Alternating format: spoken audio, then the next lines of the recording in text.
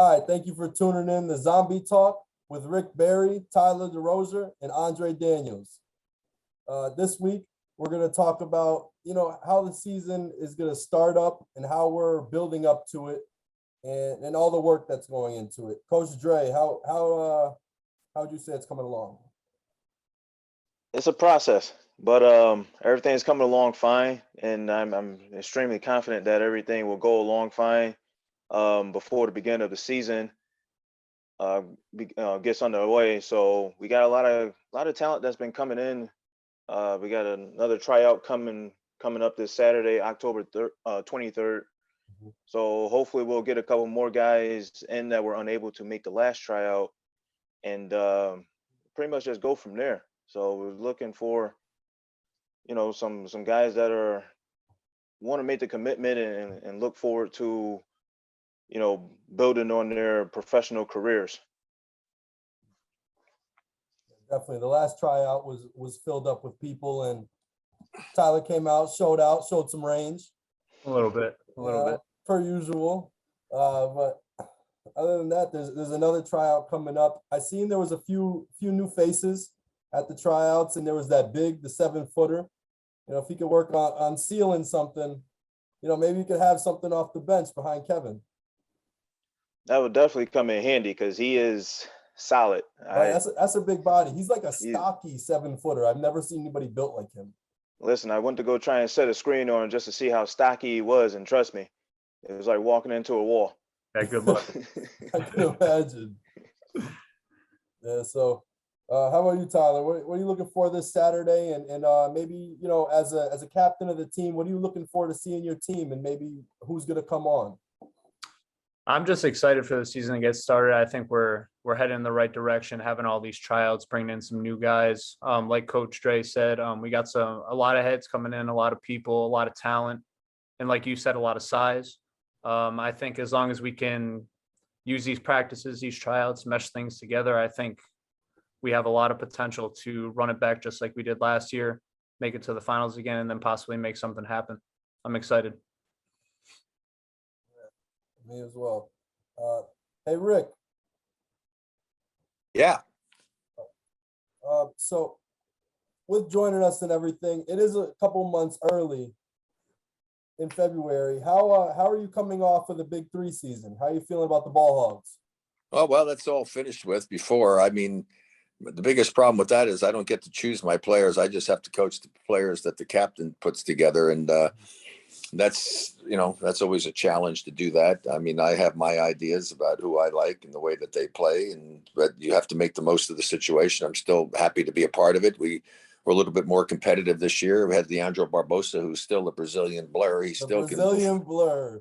Yeah, I mean, even at his age right now, he's still late 30s. He could still move. I mean, he was virtually unstoppable during the season, and Jody Meeks did really well, but we just didn't get enough out of our other people. We were competitive, and we lost a couple of close games, but I like the way that we played. I think we probably did more stuff, not just all one-on-one stuff like so many of the teams did. Had a lot of ball movement, people movement, and it was fun to see the way the guys responded to that. And hopefully they'll have the season again next year, and we'll have some other personnel. I know Leandro's excited about it, which makes me feel good. And he's got some guys he'd like to have get on the team, and he probably has more input on that than I do as the coach. But he's a great person, and I just love coaching him. I told him after one of the games, I said, Leandro, if I was coaching in the NBA, and they have 15-man rosters now, and I had 15 players like you with your attitude, I would think I died and went to heaven. That's nice to hear. You guys got a lot. Yeah. By the way, guys, I got to see some video of both of you guys that are on the call right now. And I have to say, you got some guys have some good game there doing stuff. You got some range, and get to the basket. And the thing I like more about it than anything else is that neither one of you look to be a selfish player. You're willing to pass the ball, see the open court, get the ball to the right people, and play the game the right way. So it doesn't surprise me that you two guys were an integral part of the success that the team had last year. And if you continue to play the way you played like that in the videos that I saw, you guys should be very competitive if you get some other good people around you. So good luck with that. Sure. I appreciate that. Thank you. Thank you, Rick. Definitely appreciate that. Yeah, and believe me, you don't know me, but I'm telling you, if I didn't think you were any good, I wouldn't say it. I believe you. That's good. Hey, Rick, what's your take on the 4-point shot in the Big Three? It's fun. I mean, the 3-point shot changed the NBA game. I mean, dramatically. I mean, hell, shit, teams are taking 60, 70, 83 point shots in a game now. I mean, the other day, the Warriors took 69 3-pointers. So it's changed the game dramatically. In fact, I was doing my own podcast today and we were talking about it. I had the play-by-play guy for the Santa Cruz Warriors, the Warriors G League team. And I said to him, I said, can you please explain to me how any team in the NBA and during the way the game's played now can have a wing player, a guard or a wing player who can't shoot at least 30 or more % on your team? Why the hell would you have him on your roster? If you can't shoot the 3-point shot, now you're a freaking liability to your team. I'm sorry, offensively. You got to be able to shoot the ball, and obviously the higher the percentage, the better. I mean, the game's become a big time perimeter game from 3-point range. I mean, I still prefer to go inside out because you could really create some very easy opportunities if you go inside out, especially if you have a guy who can dominate inside.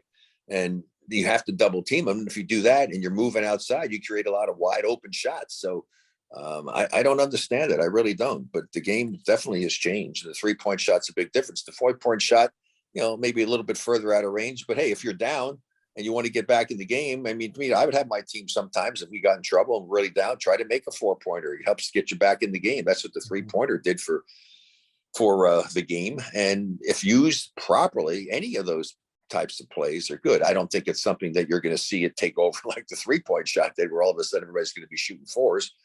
But to make the game interesting and get back into a game if you're trailing, hey, if you knock down even just one 4-pointer at the right time, it changes the whole dynamic of the game. Yeah, certain leagues have certain point differences. We left the ABA a few years ago. That was much different from the ABA that you joined. There was about 150 teams in the league, but also if you get a turnover and you score on the turnover, you get an extra point.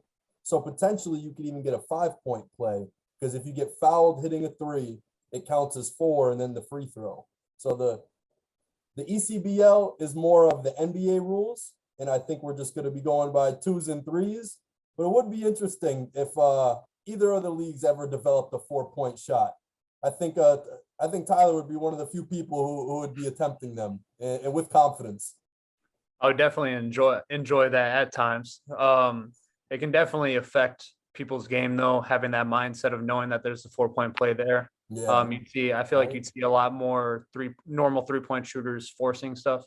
And you kind of got to use it to your advantage and be mentally strong, mentally smart about it. And I think I could definitely utilize it in certain times. But yeah, well, Tyler, the way to use it, to me, even on the 3-point shot, is that I think transition is really the way to do it. If you're coming down on a 3-on-2 break and you don't have a pass to an easy basket for a layup, I say shoot the damn 3, because you're running towards the basket. You got 3 guys, they have 2. You miss it, you got a better chance of getting that rebound than the other team does. And if you had a 4-point shot, that would be another way that you could do it. You can stop, pull up, and jack a 4-point shot, especially if you're trailing and trying to get back in the game. So everything in any sport, it's a matter of using it in a judicious fashion. I mean, just don't go willy-nilly throwing up 4s at any time. Use it when it makes some sense. And I would think the 4-point shot the same way. In transition, you're going to get it off because your defender has to back up. Your defender can't come out and pick you up there, because I saw your game and do it. So hell, you go by him like he wasn't even there. I mean, you can't become a moving forward to a guy coming down the court with some momentum. And of course, it also helps you getting into the shot because you have the momentum. It's not going to be as difficult a shot. So it could be used very effectively in that fashion. Of course, with half court, it's not quite the same as it would be in a full court game. Right. And it breaks defenses. I feel like when I played in high school, my coach didn't want your heels to go past the 3-point line. You go past that out there, you're in no man's land. There's no reason to guard someone when you're in front of the 3. But now you had a 4-pointer, you're stretching the defense. Switching is much different. Even well, the worst shot you could possibly take in basketball is standing just inside the 3-point line. That's insane. True. Yeah. I mean, if you're going to be there, move a freaking 8-9 inches back and take the damn 3-pointer. You don't be shooting it inside there. Right. Yeah. There's a lot of people like LaMarcus Aldridge and Carmelo Anthony that kind of get stuck in that mid-range right there, heels on the 3. Mm-hmm. I'm a free throw line extended guy myself. The Then I'll work my way mid-range, out. it's a forgotten art, you know. It's a Oh lost yeah, art. definitely is. It's definitely been like a trademark of mine over the course of my time playing the game. So I So just got guys, back and hit it too. have you got some bigs this season? Um, yes, we have we have Kevin returning. He's about 6'11", and he's got some nice touch, and he can pass the ball and everything. He moves his feet. And then I believe we might be getting Malik Petaway back. I'm not too sure of where his stance is, but we sure as hell would love to have him back on the team. Great four-man. Could even play like a small ball five. He led the league in blocks last year. He's definitely a talent. And he gave us the advantage to, like you said, Rick, playing inside out, because like you said, inside out makes it even easier for 3-point shooters rather than having to find your own shot on the arc. It's someone that you can play through on the inside, and he made it severely easy for myself and my other teammates to find open threes last year for sure.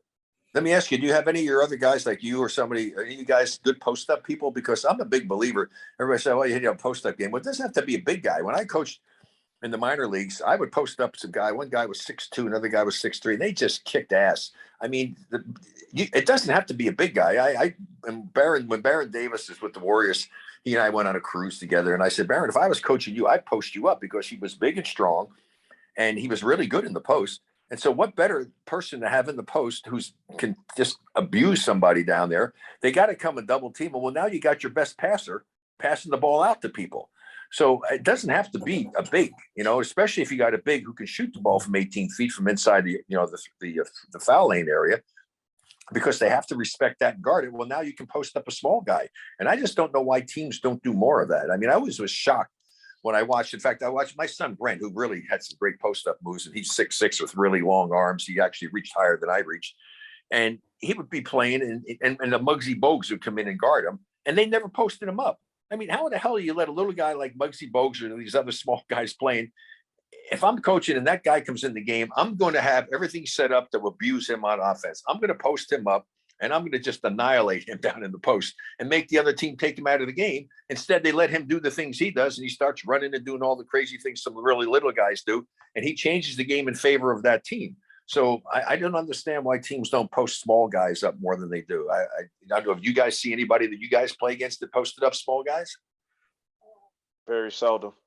Yeah, I definitely don't see it often. It's like one of those things with the way that the game has evolved in a different way from posting up. Guys are like, it's either a layup or it's a 3-pointer. Yeah, it's crazy. Nobody's shooting the mid range. Nobody's putting their back to the basket. Like I said, it's very seldom that you see a player doing something like that. And we try to take advantage of the advantage when we see situations like that. If we have a player that has a smaller man on him, by all means, don't try and shoot over him. Take his ass to the basket and score on him and finish. Make things easy for yourself and for everybody else. Shoot over him down on the block on someplace where you get an easy shot. For Absolutely. Sure. Yeah. It's kind of interesting, the philosophies that some people have. I think it's just a matter of seeing what's happening and making adjustments on the fly as to taking advantage of what the opportunity presents itself when you have an offense.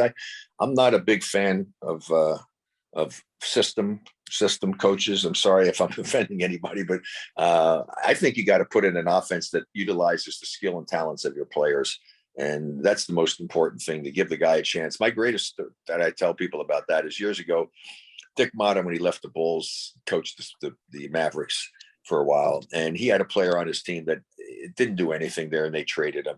He wound up becoming the leading 3-point shooter in the league and made all-star teams, and that was Dale Ellis, because the coach had his system, and he loved to slow down and do stuff. He didn't go for the 3-point shot at all, and so he had a talent that was an exceptional talent that was absolutely wasted because he forced him to play in his system instead of changing his system to utilize that player's skills. So I just think that's what you have to do. I just talked to people here. I'm at the Mohegan Sun up in Connecticut and talked to some of their employees and was telling them about that. I said, you have to, a good coach, a good manager, or somebody who's running a division in a company, you have to analyze and understand who your personnel, who they are, 100%. What are their skills, what are their weaknesses, and put them in a position to maximize the potential that they have. And unfortunately, not all coaches do that. 100% correct on that one. Yeah, I definitely dealt with both sides of that throughout my basketball career. Having, like you said, system coaches that you come into the gym and they're already set, regardless of knowing what they got, to run certain things a certain way. But then I've also had coaches where you walk into the gym and they see what you do good, what you do bad, and they kind of surround you and your teammates with what's going to help you win. Not exactly what they want to do, but what's going to have you guys succeed in a positive way, in a good way. And I definitely think that's a good thing. I think a lot more coaches need to accept that and do that more, because some people I feel like just aren't really hitting their potential. Yeah, a whole lot of them. I mean, it's just amazing to me to watch and see how people are misused. I mean, one of the things I did that I never had done for me is that I would ask my players two things. I said, I want you to give me an evaluation of your skills, offense and defense, strengths and weaknesses. The other thing is I want you to give me at least two plays that you've either had run for you or a play that you wish was run for you in your career. And I did it for two reasons. The first thing, as far as the strengths and weaknesses and offense and defensively, I know what the hell they can and can't do. I just want to see if they're being honest with themselves and being able to admit to the fact that they can't do this well, they can't do that well, or they can do this well. And so that's just gives you a little idea into the insight into their character as to whether they're being honest. And then the other one is the critical one, because you're going to give me a play, two plays. You're going to show me where on the court you have the most confidence in your ability to score. So if I do have a system and I want to run my system, can I put the ball in your hands in the spot that you want it, using what I'd like to run? And if I can't do that, shit, I'm going to use your play. Because the last thing I want to do, you show me, you give me two plays and you're showing me you like the ball at 15 feet on the left wing. I'm sure as hell I'm not going to go ahead and run something and give you the ball on the right low block. Right. So, I mean, it just makes sense. It's just a way of getting to know who your people are, what they can and can't do. And first of all, it gives you a better chance to win, but it also is going to give your player a better chance to maximize his full potential, which will help you win. I think Coach Brian's going to have a little bit on his hands to figure all that out with all the new people coming in. We only have about 5 returning from our championship team, which was 14, I believe 13 or 14 men on our roster. So we're definitely in a little bit of a rebuild year while we still have our cornerstone pieces. So finding all the glue guys around them again is going to be important. And yeah, just he's going to have to key in on what they're good at and find their niche.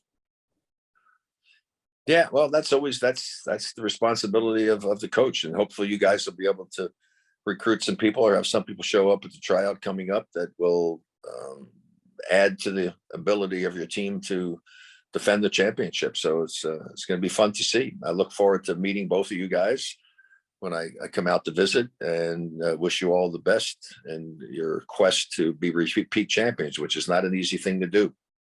No, For sure. we're going back to back. We're going back to back. I'm very confident and positive going into the season, even with only 5 returners. Definitely seen some good talent out there. And like you said, the core that we have returning, I have nothing but positive things to say about everyone that I'm working with this year. And I'm excited to get it started for sure. Yeah, just to piggyback off of what Tyler said, I'm looking forward to the season as well. I'm always looking forward to the upcoming season, see what we're going into, so to speak. Not really concerned about only having a few guys from last season coming back to represent the team this year. Just looking forward to getting onto the court and competing, and hopefully, getting an opportunity to repeat. And I feel as if the guys that we do eventually bring in for that will make that happen. Yeah, well, just make sure that you guys, I'm sure the coach wants to do this as well, is that what it's going to take, especially since you're the defending champions, you have to make a full and total commitment to team defense. That's what wins championships. Individual defense doesn't win championships because individual defenders are not going to shut down a scorer or a great player. But team defense makes it so much more difficult for them, because team defense prevents other teams from getting really easy baskets. And the only way you can get hurt, hey, if they get a guy that's going nuts and making all the crazy shots from outside, hey, that's fine. You can live with that. But you just can't give up the easy baskets. And that's where team defense comes in. Definitely been preaching that the past couple of seasons. Defense is extremely key.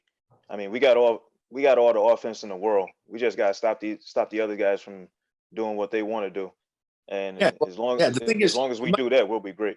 yeah, well, the thing is, you might not stop them, but the thing is, you just got to make it difficult for them. You just don't give them Right. easy baskets, and if they beat you, Right. making the shots and doing stuff, and you don't give them a lot of easy baskets, you don't give them a lot of transition, easy breakaway layups. You don't give them second chance opportunities, and you're always challenging when they're shooting. Hey, if they make the shots, they make the shots. You can live with that, but you just can't give them a lot of easy looks and easy baskets, and that'll keep you in the games even when you're struggling offensively. And in fact, that was the perfect example of what happened with the Warriors in their game. I mean, come on, Steph Curry goes 5 for 21 on the road playing against the Lakers, and both LeBron and Davis, are lighting it up, and they still beat them. I mean, that's a perfect example. Why? Because they turned it on in the second half, especially in the fourth quarter, played their good, tough defense and made it a little bit harder on them. And the other team started missing. They started making their shots, and they come away with the victory. So the game is not very complicated, and you just have to make it as simple as possible and give your players the best opportunity to win by putting in